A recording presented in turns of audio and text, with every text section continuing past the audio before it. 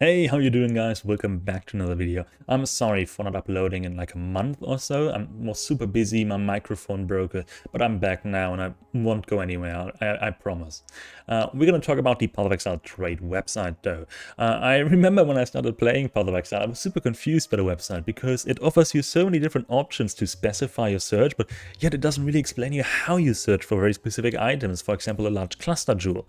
And I remember I went to like small Twitch streamers chats and was like, hey, please tell me how do I search for this item? I don't know. If that sounds like you, then I hope this video will be the solution to your problem.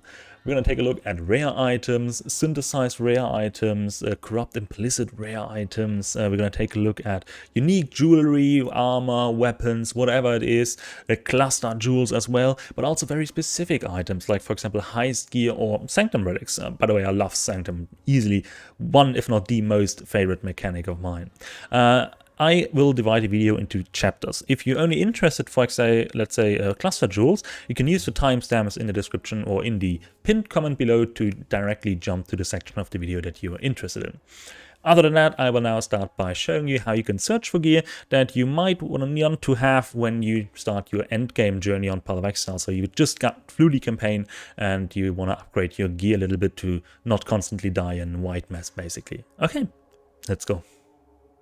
Just a quick note before I start with the video. I will live stream every Friday, Saturday and Sunday from 6 PM CT to 11 PM CT. This Friday will be the first stream in which I will start fresh with the goal to acquire a mage blood from scratch. If you enjoy these 0 to hero runs, make sure to follow me on twitch.tv/Sinfilustig. Log in, dude! Let's start by showing you how you can actually access the trade website in the first place. Go to the pathofexile.com website and then click on the trade button. This will take you to the trade website. Here make sure that your correct device is selected as well as the correct league. I also highly suggest you to use the online only setting because you can't really trade with offline people. Now for our example, let's say we are playing a Deadeye. We just finished the campaign, we beat Kitava, we got hit by a resistance penalty. Before we start mapping, we want to upgrade our body armor because our current one sucks. How do we do that? Well, under item category, you can either scroll down until you find the specific category, or you can type in body like me and just select it. Under item rarity, I suggest you to use any or any non-unique. Normal doesn't really make any sense because a normal item can have no modifiers. Magic because it can only has 2 modifiers and we want more than that. Rare is also an option.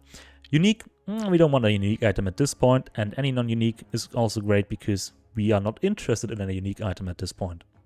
I also suggest you to think about the modifiers that you want to have. For most builds, very early on, it's absolutely enough if you have life and resistances on them.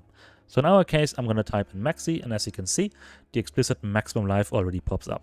I'm going to put in 80 here. If you're not sure how much life your body armor at a certain item level can have, there are different websites that you can use to help you out. One of them is, for example, PWDB, which looks daunting at first, but yeah, it's not that bad. I'm going to make a video about it soon, so don't stress out too much. If you really want to know right now, you probably will have to check out another creator or guide yourself. For resistances, I'm going to type RES to bring up the resistances. You have the chance to either add each resistance manually, which is awesome if you, for example, have a lot of lightning resistance and say you only need 10 to get to your cap of 75. But for fire resistance, you need quite a lot more, let's say 40. If we now press search, you can see the body armors we get presented have the minimum of fire resistance that we requested. In this specific case, it even has more lightning resistance than the requested fire resistance, which is quite funny. Why does it have so much lightning resistance? Well, that is because we specified that it has a minimum of 10, not a maximum of 10. Another option that you can use to search for resistances is the pseudo total elemental resistance modifier.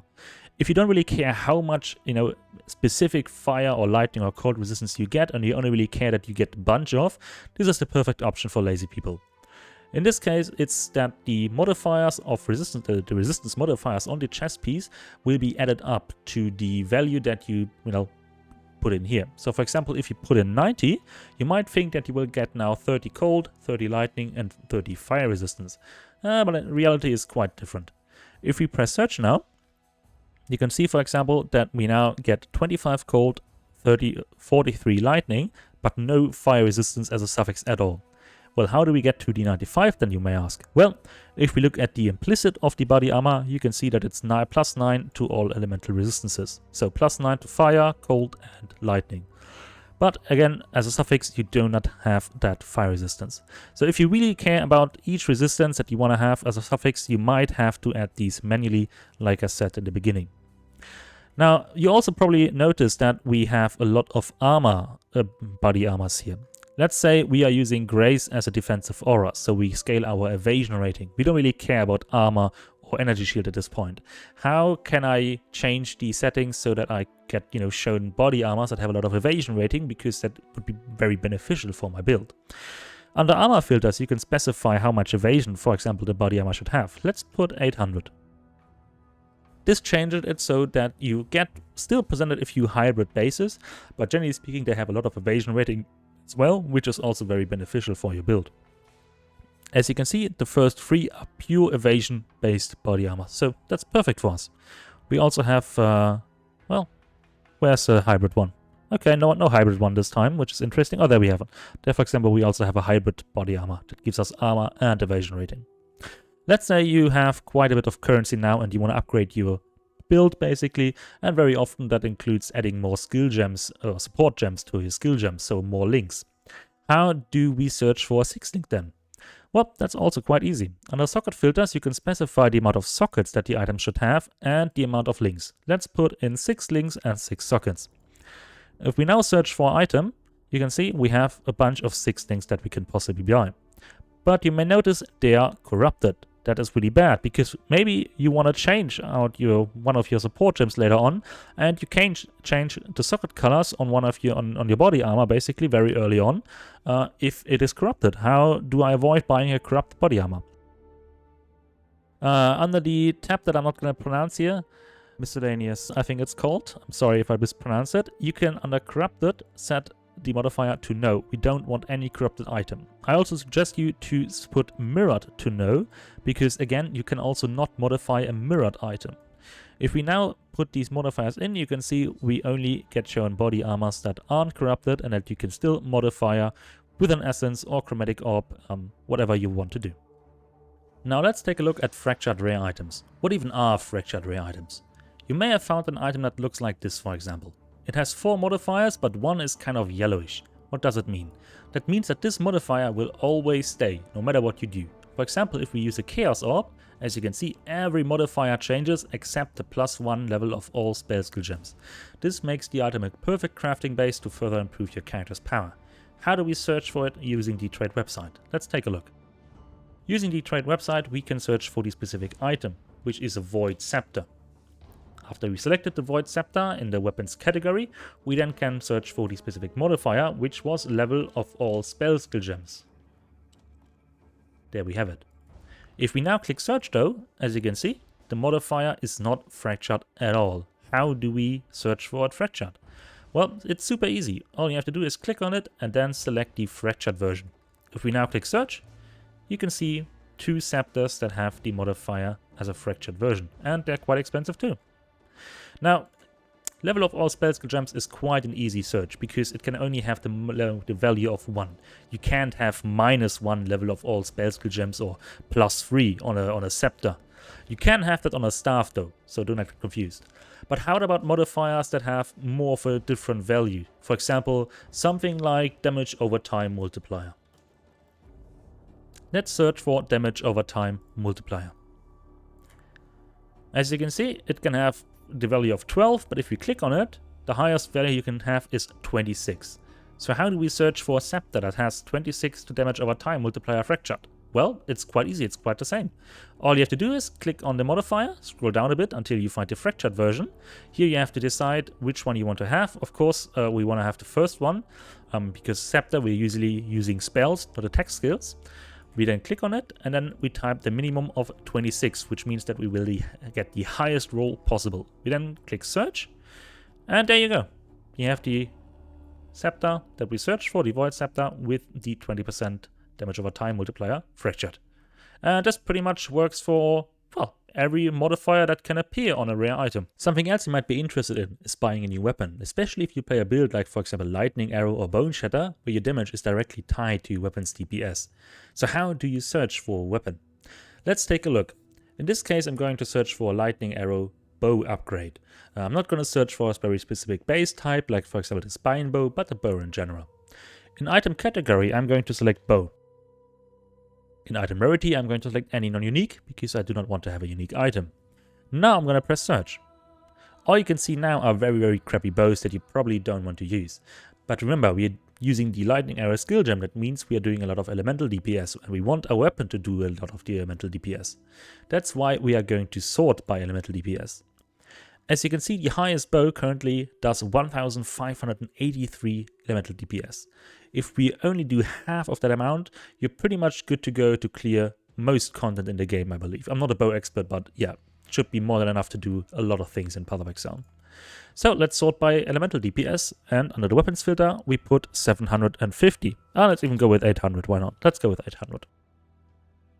If we press search now, every bow that we are going to see has at least 800 elemental DPS. Currently they are sorted by price, right, from cheapest to most expensive one.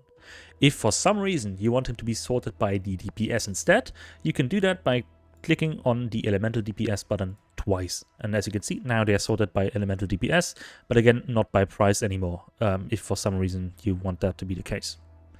Let's say we want to specify our search options even more. We want the item to be 6 linked as well. Let's put in 6 links and 6 sockets. Oh, there we go. But the items are corrupted. We cannot really modify them. We cannot annul a modifier, or we cannot change the socket color. We don't want it to be corrupted. Well, under miscellaneous, we can then corrupted put no, as well under mirrored no, which then prevents the item from not being modifiable again. And there we go. The cheapest bow you can buy for ADC, it is not corrupted, has 842 elemental DPS. Okay, perfect. For caster weapons, it is quite different, because very often you can't just sort them by DPS, but instead the modifiers on the item play a major role. So you might want to stick to your guide that you're following to see what exact modifiers you need on your specific wand or scepter. Last but not least, we are going to talk about synthesized implicits as well as corrupted implicits on rare items. Before I continue to do so, I quickly want to mention something. All I've presented to you so far serves as a framework that you have to basically change and adjust based on what you are looking for.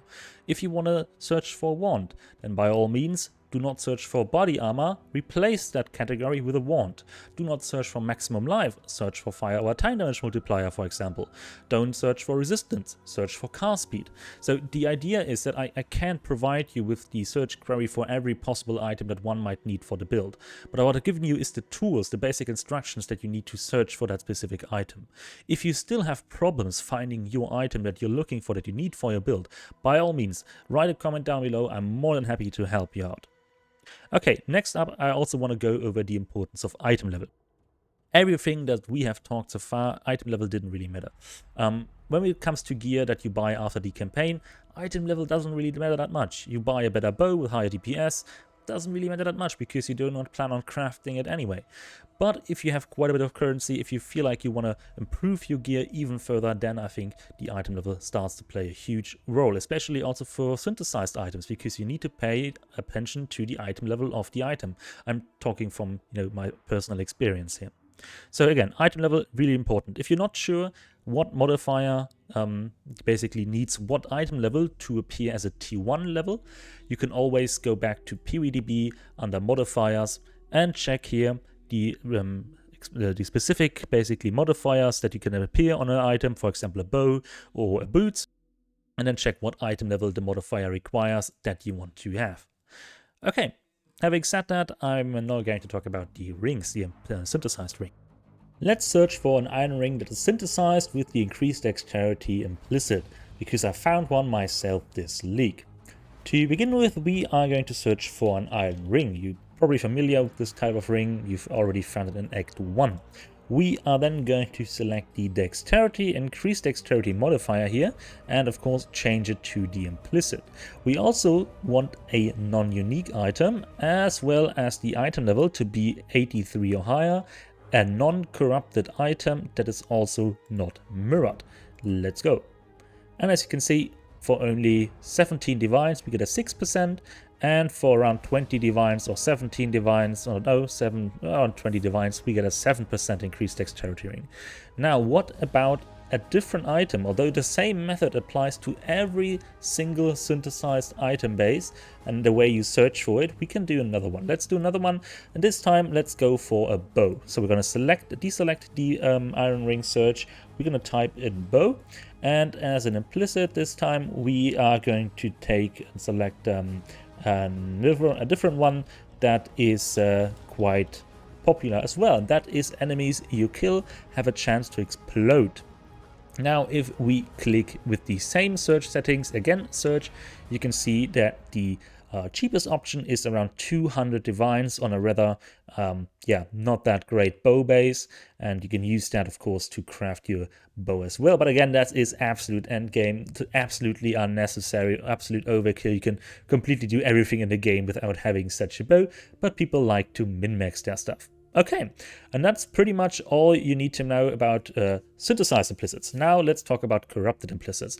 Well, first of all, if you're not sure what corrupt implicits there are, I again have to refer to PoEDB.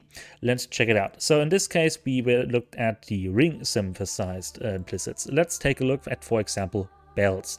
If we take a look at belts and then at the belt var corrupted implicits, you can see these are all the possible implicits that can appear on a belt. Not only one though, multiple. So for example, you can have increased wrath effect and increased anger aura effect. You can have both, it's not limited to one. Let's take a look how we're going to search for one.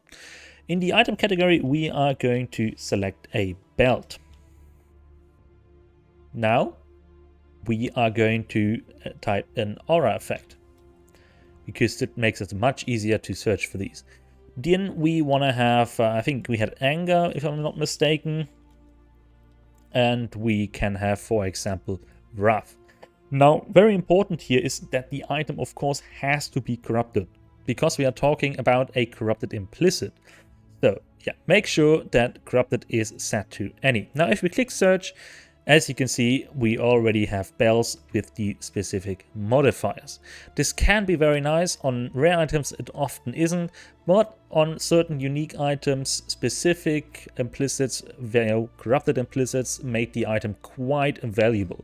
Especially, for example, if you think of very expensive bells, for example like Mage Blood or Headhunter, but we're going to talk about that more in the unique section of the video. And that was pretty much all you need to know about rare items. If you still have any questions about rare items, please make sure to ask me in the comments below. And if not, then we are going to start with unique items. Let's go! Next up, we're going to talk about unique items. Many unique items are very easy to find simply because they have a set amount of modifiers that do not change. And very often the only thing that is different from unique to unique items of the same type is the numeric values of the modifier. A good example here would, for example, be the Immortal Flash belt. Which is very popular, and especially in a league start scenario, because it gives a lot of regeneration. As you can see, this one gives us 295 regeneration, while the highest one that is currently available in trade gives us 419 life per second. So it varies quite a bit. How, for example, would I go here and say, okay, I want the highest regeneration belt, but I also want a belt that gives me the least minus to all elemental resistances? How would I do that? Well, we only have to do one thing here, basically. We can search, for example, for regenerate life, because it's the same modifier. It's an explicit modifier, not an implicit modifier. So we got to type in regenerate life per second, and then we can type in 419 as a minimum. If we now press search, you can see that every belt that pops up has 419 life per second as a minimum. And now all we have to do is sort by minus 15 to all elemental resistances. If we click again, it's going to be the highest amount of minus, and if we click again from the very beginning, it's the lowest amount. So for 5 divines, you can buy the highest amount of regeneration in combination with the least amount of negative elemental resistances. This is of course absolutely overkill, and I would never spend 5 divine on that belt. But yeah, depending on the item that you're searching in this context, this might be very valuable. Next up, I also want to go over something that I didn't mention in the rare item section, and that is Helm Enchants. Very often There are helmets, for example, unique helmets that are used in certain builds and that are quite valuable when you have a certain enchantment for them. For example, let's take the Indigon Hubris Circlet, which is a very not that often used helmet, but it's used in quite a few builds. Now, as you can see, it's not that expensive. It costs around 15 chaos, etc. But how about when there's a certain Helm enchantment on the helmet? So, for example, I know in my case that the Helm enchant is connected to Arcane Cloak. So if I type Arcane Cloak, then we can see, there's the enchantment. You can always see it has the enchantment tag, and then I can search again. And as you can see, the price increases by quite a bunch, from 10 chaos to 140 chaos. And that's basically how you search for Helm enchants. As the name suggests, these enchants can only appear on helmets. There are enchants for boots and belt as well, and it's pretty much the exact same procedure. All everything has to do basically is search for a belt or for the exact enchantment, but usually you have a belt and want the enchantment on that belt. So yeah, if you want to for some reason search for specific enchantments, that's how you do it. Okay, other than that, let's go over unique items that do not have set modifiers, but modifiers that can be different from unique item to unique item of the same type. When I think of unique items that have different modifiers, although they carry the same name, the first thing that comes to my mind is the Watcher's Eye that drops from the Elder.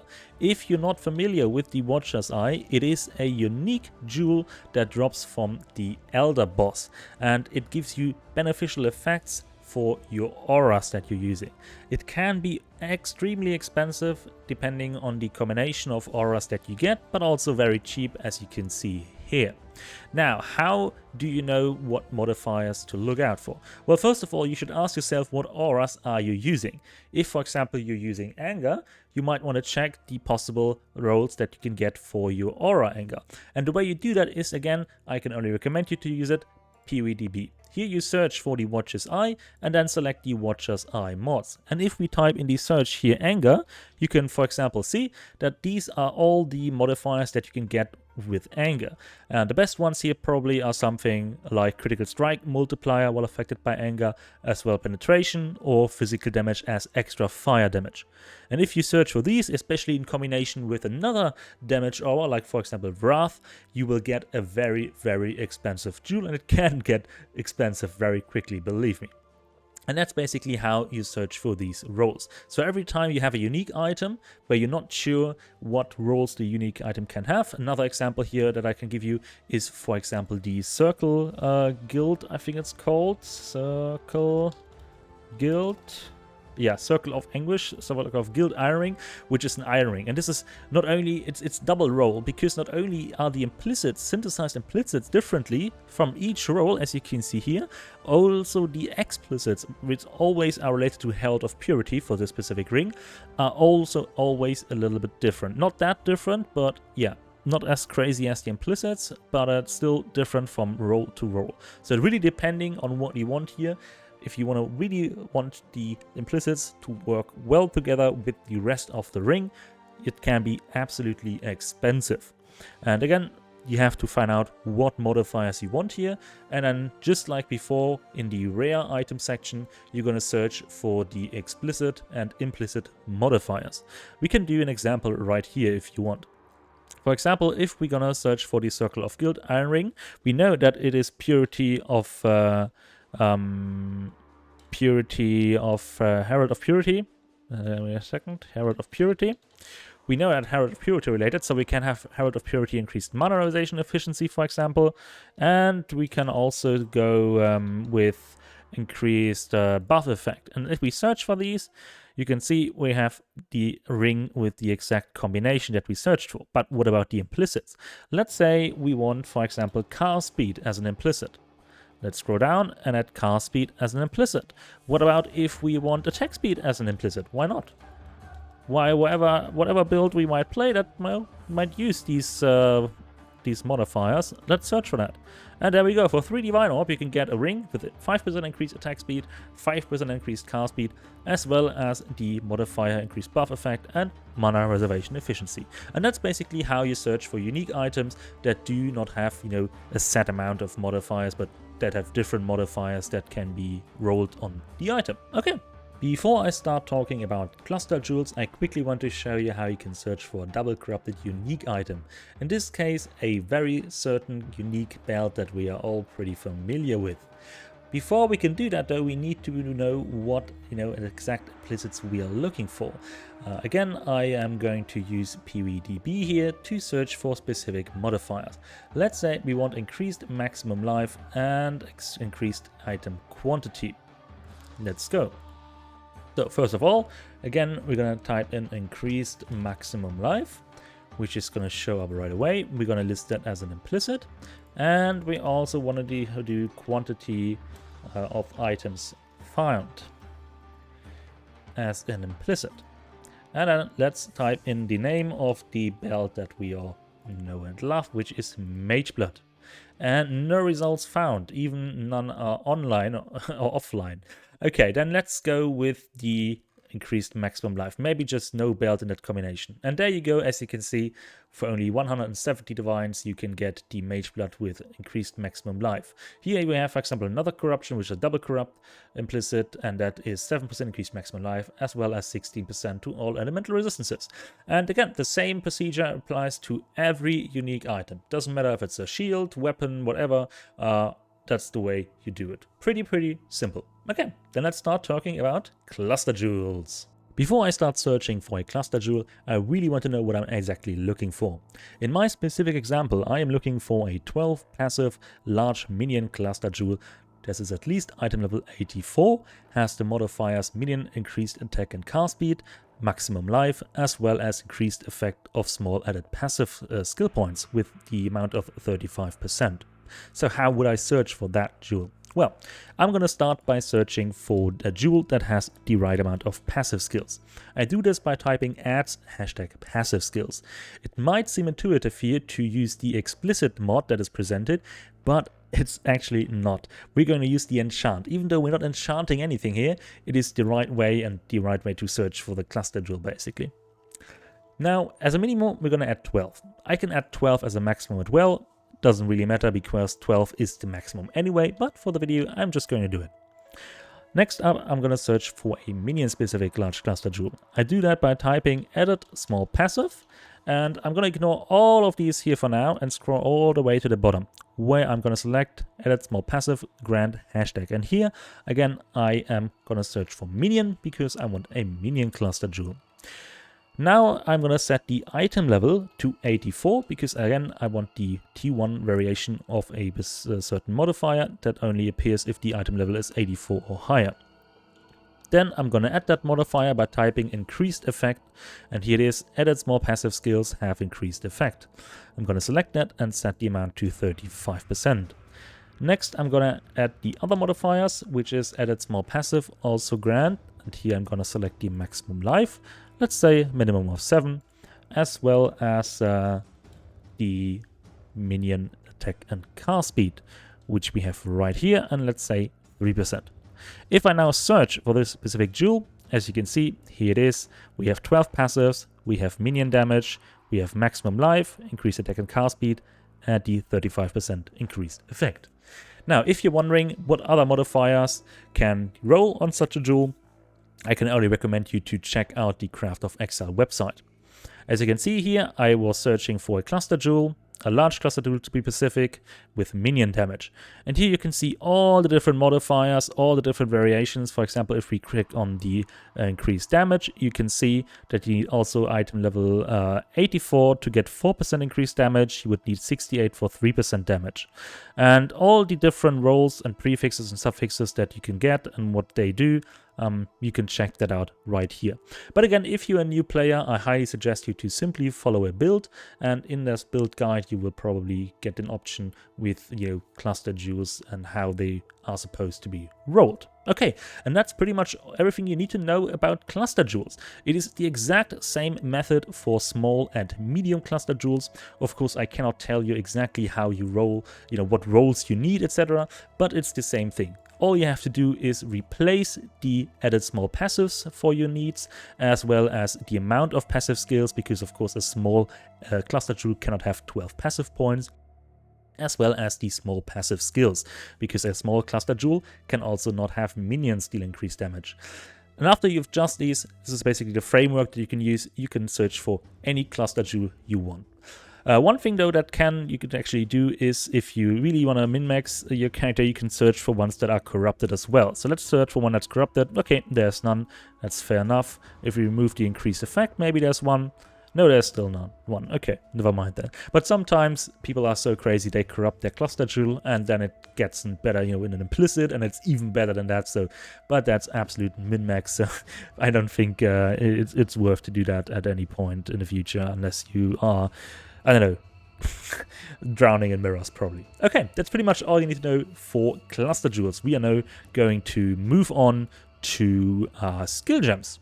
Let's take a look how we can find skill gems that we are interested in. For example, specifically when they are corrupted to level 21. For example, I'm going to use determination as an example here. We can type determination. As you can see, it already shows up under the category gems. And then we scroll all the way down to this category that I'm not going to pronounce. And we of course have to activate it. And here we can set the gem level to 21. And if you're interested in the quality as well. Usually though, you don't need quality unless you do party play under like an aura bot or something.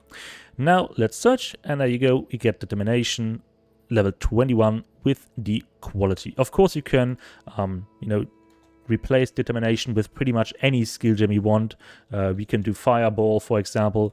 We can do raise zombies, for example. It works for pretty much every single skill gem. It also works for gems that are not normal, in quotation normal. For example, we can search for Divergent Righteous Fire as well. And then there you go, we have Divergent Righteous Fire level 21. Now a different way to search for skill gems is another option that I'm going to show you now. For example, let's say we're going to search for Fireball again.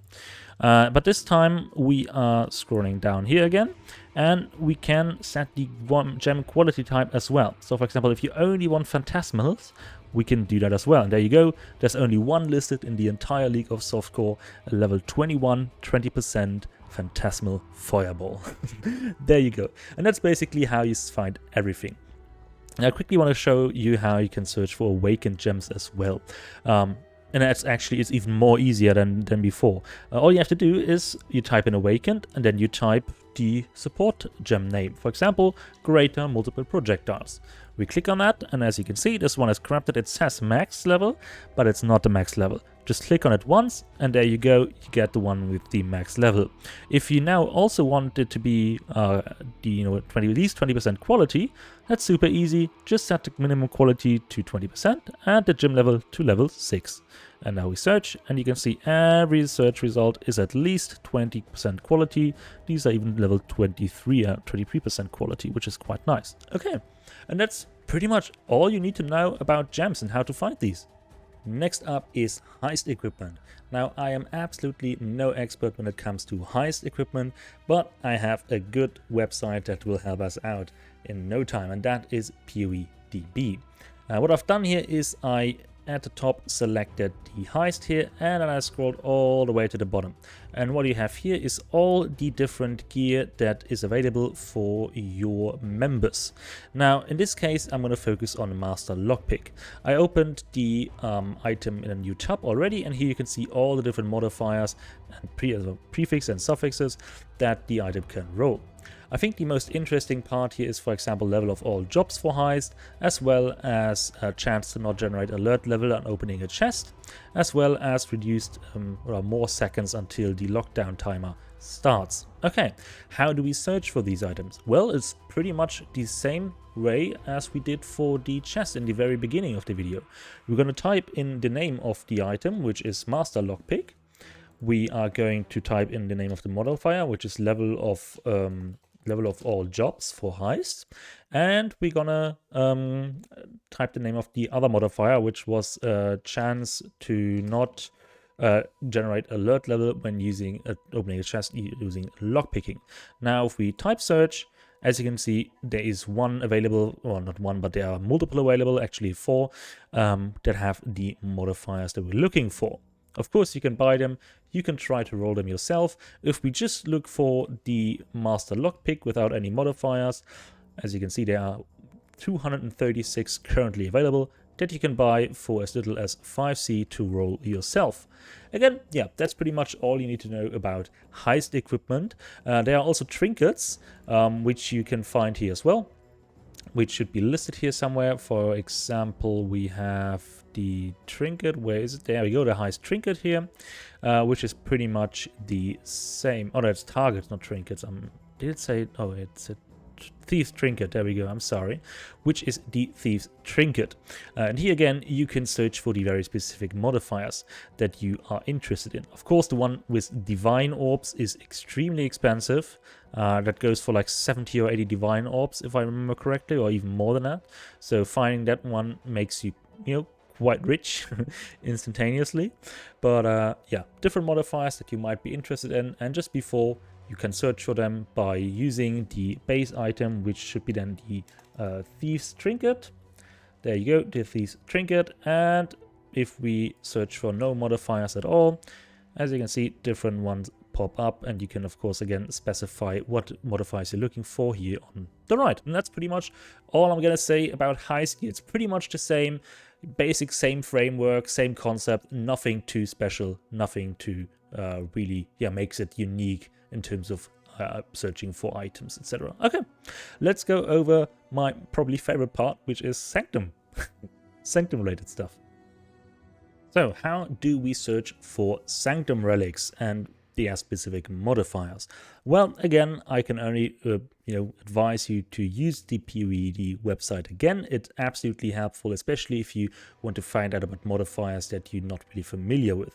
In this case, I did the same. What I basically did is I clicked Sanctum here, and then you're gonna get a list of all different items that are related to Sanctums, and I opened all the corresponding relic information tabs here to see what modifiers you can get on these relics. So for example, if we have the Sensor Relic and you're really interested in the 2 additional rooms are revealed on the Sanctum map, which is probably, I think the last time I checked it was around 20 divines, you are absolutely good to go and use that for your trade search. So for example, I'm going to type in then the Sensor Relic, and the additional rooms. I can just type in rooms, room in general, and then I'm going to scroll down and it should say additional room is revealed, and then I can set the minimum amount of rooms to 2. And there you go. Oh, it's even cheaper. Wow, it's 9 divines now. It was more expensive than that previously. Okay, and that's basically how you search for very specific relics using the information that POED gives you for the modifier. Again, a few strategies here evolve around stacking as many relics as possible that give you 2 additional rooms revealed, or a different strategy that I've also seen used by a lot of people is that they instead stack the quantity of relics dropped by monsters. Because if you reach a certain threshold, then the end boss of the Sanctum will drop 2 unique relics instead of just 1, and of course that increases the chance of dropping the original Sin Relic, which alone I think is around 100 divines at the moment. And yeah, that's pretty much all that's left when it comes to Sanctums. Of course, you can also search for Sanctums that someone was started running and then decided to stop, either because he did not feel comfortable finishing the run, etc.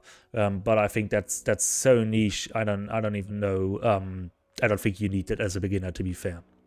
The last part I want to go over though is something that is related to bulk item exchange, because it is part of the trade website. And I know people are going to complain if I do not talk about it. So we talked so far about very specific singular items that you want to trade. There are still a lot of currency items that usually are only traded, in a stack of one. An example would, for example, be like the Hunter's Exaltus Orb.